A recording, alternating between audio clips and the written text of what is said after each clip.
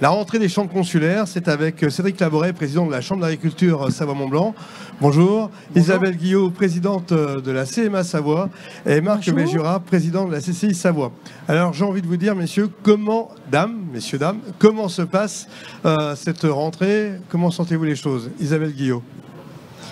Une rentrée, c'est toujours compliqué, parce que c'est un moment qu'on attend forcément. Et à l'heure actuelle, il n'y a pas que la rentrée des chambres consulaires qui est compliquée. Il y a un environnement qui est un peu instable et sur lequel tout le monde attend des choses voilà, sur lesquelles nous, on se base pour travailler, entre autres, les chambres consulaires.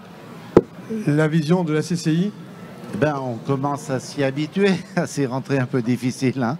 Ça devient un long fleuve tranquille. Donc les difficultés, on les connaît. Ce qu'il faut, par contre, c'est essayer d'en sortir. Donc pour en sortir, il faut essayer de se projeter. Et il y a quand même des scénarios qui sont intéressants à travailler. Les sujets, on les connaît bien dans l'agriculture. C'est bientôt les vendanges. Ça a peut-être déjà commencé. Non, les premières vendanges commencent, oui.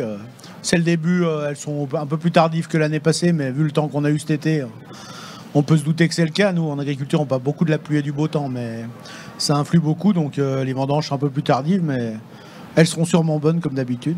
Cédric Laboret, c'est quoi la priorité pour vous en tant que président de la Chambre d'agriculture?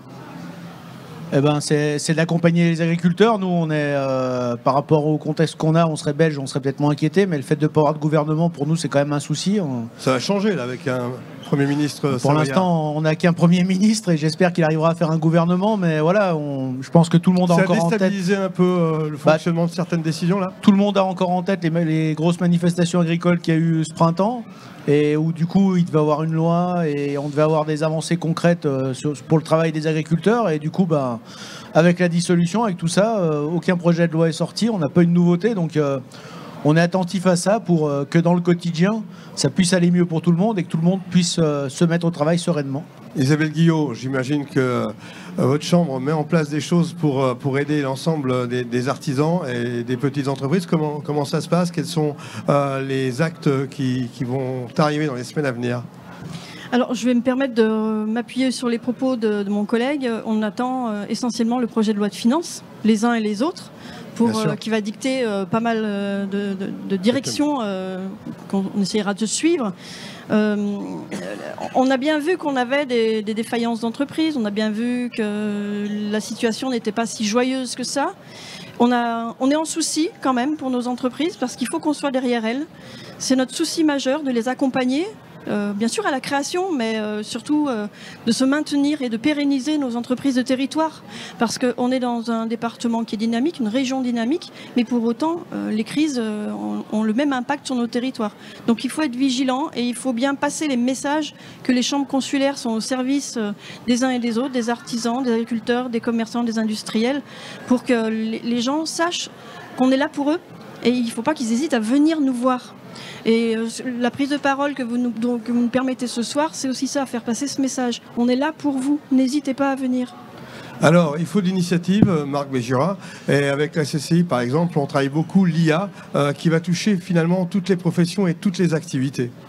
Alors, nous, on a lancé ce chantier d'intelligence artificielle parce que... compte tenu qu'on a une pénurie de travail, de main-d'œuvre, de gens qui veulent travailler, il faut qu'on trouve des solutions pour faire la même chose, voire mieux, avec moins de monde. Et l'IA est un outil formidable pour ça, mais il ne faut pas rester au stade de la communication, dire que c'est formidable, il faut rentrer dans le concret. Pour rentrer dans le concret, il faut donc faire des stages, travailler, pratiquer et utiliser plein de solutions très opérationnelles de l'IA sur les différents métiers que nous parcourons, que ce soit artisans, commerçants, etc. Il y a franchement des gains de productivité énormes qui peuvent régler les difficultés de recrutement, un peu. Ça me fait penser, moi, à l'an 2000, quand on avait le bug, on n'allait pas pouvoir faire, l'euro, on n'allait pas pouvoir faire, les 35 heures, on n'allait pas pouvoir faire, et nous, on a commencé à gagner de l'argent dans mon métier aux 35 heures. Parce qu'on s'est débrouillé pour faire autant, plus avec moins de salaire. Voilà. Je dis, méditons ça, parce qu'on a toujours une partie d'histoire qui doit nous servir, surtout aux jeunes, et qu'ils ne soient pas inquiets, ils ont un avenir qui va être réjouissant. L'IA dans l'agriculture, Cédric Laboret, c'est une question? Oui, mais c'est déjà aujourd'hui une réalité en fait. On a déjà pas mal d'intelligence artificielle, notamment dans des outils de monitoring ou des choses comme ça, où c'est l'intelligence artificielle qui analyse les données qu'on peut avoir sur les animaux, par exemple, ou le plus important, enfin un des plus importants, c'est aussi la météo. Hein. C'est aussi de l'intelligence artificielle qui fait toutes les simulations météo. Donc pour nous aujourd'hui, c'est quelque chose qui est dans la vie des exploitations. Après, je pense que la marge, c'est qu'à un moment ou à un autre, on a besoin d'avoir des gens qui soient sur le terrain, qui regardent ce qui se passe, et que l'intelligence artificielle doit être au service des hommes, et pas l'inverse. Donc nous, on reste attachés à ça, au fait que ce soit quand même des hommes qui prennent les décisions, parce qu'on travaille avec du vivant, et que quand on travaille avec du vivant, on ne peut pas tellement se tromper. C'est pas la mauvaise pièce qui va sortir au bout de la machine, mais c'est le vivant qui va souffrir, donc on est attaché à ça. Alors le point commun entre tous, c'est la relève. La nouvelle génération, racheter des affaires, continuer des entreprises, voir comment l'artisan peut s'en sortir demain en transmettant son savoir-faire. Isabelle Guillot, là-dessus, qu'est-ce que vous réalisez au niveau de la CMA pour guider un peu tout à chacun ? Alors, bon, on a à l'heure actuelle pas mal de reconversions, de gens qui ont envie de reconversion. Pour autant, se reconvertir, parfois on a une idée, mais c'est pas la bonne. Donc on a un service qui accompagne ça et qui fait des bilans de compétences, mais qui sont très poussés et qui permettent aux personnes justement de savoir si ce qu'ils ont imaginé est bien ou au contraire quelque chose de complètement nouveau pour eux, mais qui leur correspond vraiment. Et ça c'est important parce que souvent on a un rêve, mais malheureusement il ne pourra pas aboutir, il ne pourra jamais aboutir. Donc quand on est accompagné, on arrive à définir justement le bon chemin, ou en tout cas à imaginer le bon chemin. L'accompagnement, c'est le travail de tous les jours des équipes de la CCI, Marc Mesjurat. On peut aussi parler de la cybersécurité qui nous touche tous aussi, quelle que soit la grandeur de l'entreprise et l'activité. Alors, c'est pire que la drogue. Hein, c'est pas l'ampleur de... Oui, mais c'est quand même le sujet. Et c'est quelque chose qui va punir beaucoup d'entreprises de ne pas s'être préparées, de ne pas s'être préparer leurs collaborateurs. C'est un sujet qu'il faut parcourir sérieusement. On essaye de lancer tout ça. Ça commence à accrocher un petit peu, mais pas suffisamment. On voit les dégâts. On voit les sommes d'argent énormes qui sont évacuées ailleurs. Et je pense qu'effectivement, le rôle des chambres, de quelle que soit la chambre, la nature de la chambre, c'est de travailler sur ce sujet-là. Je dis bien, c'est plus important la fraude que la drogue, ce qui est déjà il y a des solutions qui existent et qui sont mises en place. Il y a des solutions, mais comme partout, il faut les travailler. Il faut faire l'effort dans son entreprise. Il faut former ses collaborateurs. Il faut prendre des mesures d'hygiène et de sécurité importantes. Il ne faut pas considérer que ça arrive qu'aux autres, malheureusement, et ça n'arrive pas qu'aux autres. Cédric Laboret, la cybersécurité c'est une chose, mais on a aussi la prédation. Là aussi, il y a beaucoup de travail à mettre en place, des choses à mettre en place sur notre territoire, à l'ensemble des territoires français. Je pense qu'il y a un chiffre qu'il faut donner, c'est qu'aujourd'hui on est déjà à 360 attaques en Savoie. Ça veut dire qu'on a déjà eu 360 attaques en moins de 150 jours où les animaux sont dehors. Ça part en puissance. C'est quand même aujourd'hui, on est à peine à 150 jours d'animaux dehors. J'ai regardé la journée du 12, il y a eu 8 signalements d'attaque juste la journée du 12 septembre. Voilà, donc en fait, quand on parle de prédation, c'est pas que chez les autres, c'est quand même quelque chose de très concret. Les prédations, elles n'ont pas lieu qu'en montagne. Elles ont lieu aussi à côté des villages, elles ont lieu aussi à côté des habitations. Et je pense que ça, il faut que tout le monde en ait conscience qu'aujourd'hui, dans le quotidien d'un agriculteur en Savoie, il peut avoir d'aller ramasser un animal tué, ou même pire, juste blessé, et qu'on doit finir parce qu'il n'y a pas moyen de faire autrement. Et du coup, c'est quelque chose qui prend les gens au jour le jour. Alors, c'est pas des thèmes hyper joyeux, mais faut quand même dire à nos concitoyens que notre réalité, c'est celle-là. Notre réalité, c'est aujourd'hui, on est à 2 ou 3 attaques par jour, en moyenne, en Savoie, tous les jours, dues au loup.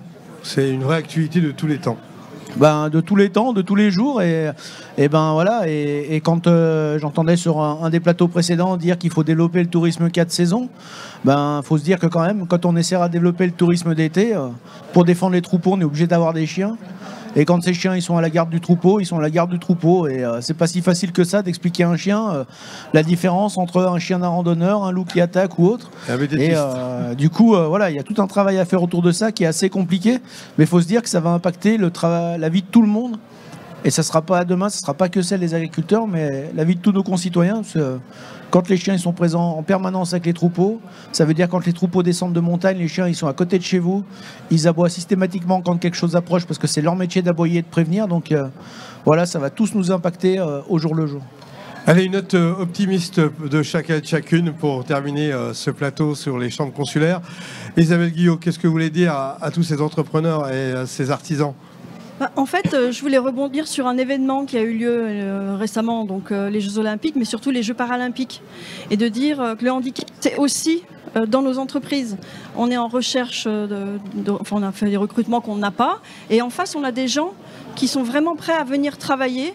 Et je pense que cette vitrine du handicap, ça a fait comprendre pas mal de choses à la plupart des citoyens qui ne comprenaient pas, qui n'identifiaient pas les choses. Surtout que souvent, dans 80% des cas, le handicap est invisible. Donc je pense qu'il faut aussi, nous, entreprises, passer à ce cap-là, de dire c'est pas si compliqué que ça d'ouvrir nos entreprises au handicap. Souvent, 85% du handicap survient au cours de la vie. C'est-à-dire qu'une personne sur deux dans sa vie va à un moment donné être porteur d'un handicap. Qui soit permanent ou enfin voilà, juste sur une certaine période, mais ça peut toucher tout le monde. Et en mettant les personnes en situation de travail, ça va ouvrir un champ mais énorme aux uns et aux autres. C'est une vraie opportunité pour les uns et les autres. Et on a un tissu associatif, juste pour en terminer, je serai assez brève, un tissu associatif qui maîtrise le handicap, sur lesquels nous, chambres consulaires, on peut s'appuyer, travailler ensemble, parce que nous, on a le réseau d'entreprises et eux, ils ont leur réseau à eux. Voilà. L'inclusion, c'est d'ailleurs un des sujets de la Foire de Savoie cette année, ce qui est important de le préciser. La note optimiste de Marc Mesjura. Je rebondis sur mes collègues. Il faut trouver de l'activité, ça freine un petit peu. Donc la transition écologique et tout ce qui est décarbonation est une vraie piste de chiffre d'affaires et du chiffre d'affaires récurrent. J'invite tous les auditeurs de Savoie News et les gens qui sont là ce soir à aller le 16 septembre sur un atelier de la Foire de Savoie qu'on anime sur la mission Carbone Savoie, mission Carbone Savoie, mission Carbone Zéro, MCO comme on l'appelle en jargon, pour apprendre. Parce que je crois que c'est pareil, quand on ne sait pas, il ne faut pas trop écouter les choses, il faut s'apprendre lui-même. Et il y a vraiment de l'activité à générer sur un sujet essentiel pour l'avenir. En plus, on a 2030 des Jeux Olympiques, on a la chance de les avoir en Savoie. C'est l'occasion de montrer la montagne durable, propre. Et je pense qu'on a quelques temps là devant nous et ça va arriver très très vite finalement pour que tout le monde s'implique là-dedans. Et toutes les chefs d'entreprise ont une partie de leur temps à faire. Vous découvrirez les diagnostics qu'on fait à la Chambre. On les lance officiellement sur la France entière le 25 octobre. La CCI de Savoie est impliquée avec la CCI de Nice et nos amis italiens sur ce sujet-là. Et donc on mène la barque et on fera en sorte qu'il y ait pas 25 outils sur lesquels tout le monde se dispute, mais qu'il y ait un outil qui serve les TPE, les PME, les grosses entreprises pour faire le bilan de toutes ces difficultés, pour faire en sorte qu'effectivement on n'ait pas cette planète qui subitement a des coups de froid qu'on n'a jamais vus depuis je ne sais pas combien d'années et des coups de chaud également. Donc il faut quand même qu'on travaille sur des sujets en gardant les emplois bien sûr et en développant les activités. Cédric Laboret, votre note optimiste? Pour être optimiste, je pense que voilà, faut rappeler que l'agriculture sur nos territoires, c'est d'abord des super produits qu'on peut déguster et qu'on a d'ailleurs là juste à côté de nous, mais que chacun peut déguster tous les jours. Et du coup, pour faire ces bons produits, on a un métier passionnant qui est le métier d'agriculteur. Donc, si des jeunes nous écoutent ou même des moins jeunes, ils veulent se reconvertir, ils veulent devenir agriculteurs et faire un vrai métier passion qui a du sens et avec lequel on fait quelque chose de très concret autour de chez soi et sur son territoire, qui viennent nous voir à la Chambre d'agriculture et il n'y aura pas de souci, on accueille tout le monde et on est prêt à accompagner tout le monde pour que demain ils puissent être agriculteurs. Eh bien, merci de vos témoignages et puis bonne rentrée bien entamée.